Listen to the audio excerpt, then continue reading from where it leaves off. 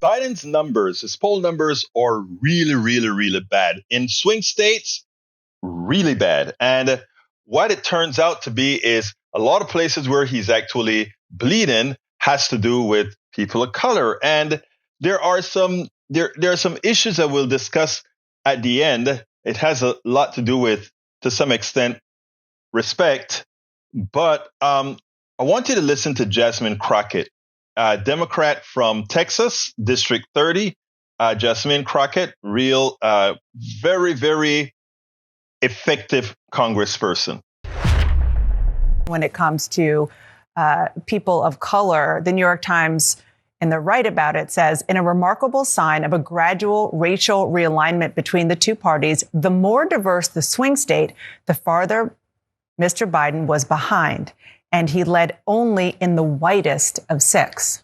Yeah, no, it's really scary for me. I'm glad that Karen, the expert, is not as scared because here's the deal. Perception is reality. And so when you look at the data that was provided in this poll, it talks about how people feel. And when people decide whether they're going to the poll or whether they're not going to the poll, it's all about how you feel in that moment. And so while the facts may not align with their feelings are dictating their reality. Their reality is that they said that they feel better or they felt better when Trump was in office. But we've been trying to push back. We've got some very popular African-American artists that are out here saying things like, oh, I got checks when Trump was in office. I want those checks again, not understanding that that really came from Congress. So we've got a couple of things, the perception issue, and then we also have an issue as it relates to civics in this country and people not understanding exactly how any of this works. People have to recognize that the world has changed. And that's the part that no one really is factoring in, is that we did not have a pandemic known as the coronavirus that existed when Trump first wore in. So yes, absolutely. Gas prices were in a better situation, but also people understanding that bad policy takes a little while to go into effect. And honestly, that's what we're seeing. It wasn't better for the American people that the rich folk got the tax breaks. It would have been a lot better if those that are struggling every day got them, or the child tax credit that is going away, or the fact that people are upset with the president right now as it relates to Israel. But when you look at the package that was passed by MAGA Mike, that was pushed out by the Republicans, what did that package do? It defunded American workers, saying we're going to take money back from the IRS. And it also made sure that Israel got money and there was nothing for the Palestinians. Now, look, she's right, and she hits on three items. One is that people are not feeling it. In as much as it seems like the economy is doing good in the aggregate, the numbers are looking good, people are not feeling it. Things are getting expensive, etc. She also points out that when you have some in the party that are making claims that are seemingly true but specifically false. Oh, we did better under Trump. Even some of the, let's say, rappers and otherwise saying, we did better under Trump, but now that we're under Biden, things have changed. I mean, there are some systemic issues that covers that, but that's for another day as well.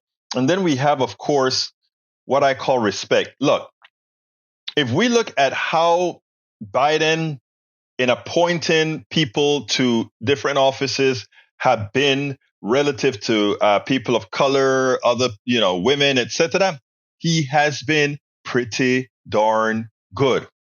But there are some issues that I think both Biden and the Democratic Party have failed on.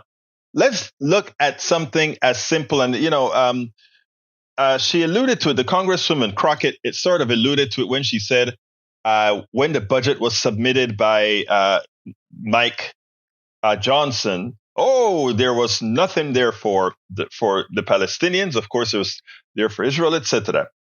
And also, we talk about the embrace that the president gave to Netanyahu.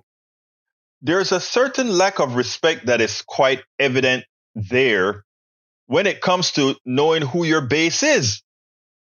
The president's base in Michigan, a swing state, is largely, or rather, he has a large Arab component, a large Muslim component, a large Palestinian component.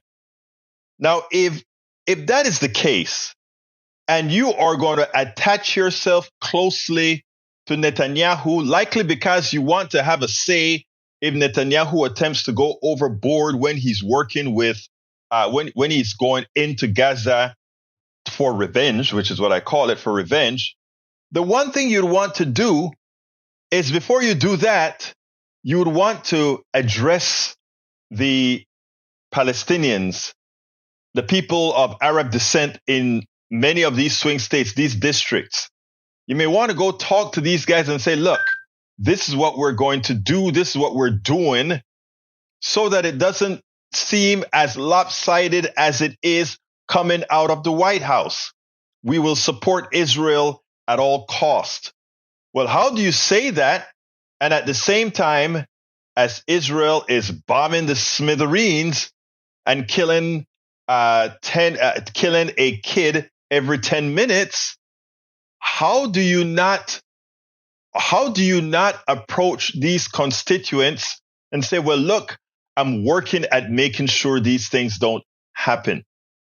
It's a particular lack of respect that too often is had for the other. When you see the drop off from women, from people of color, etc., from young people for the president, all of those factors play right into it.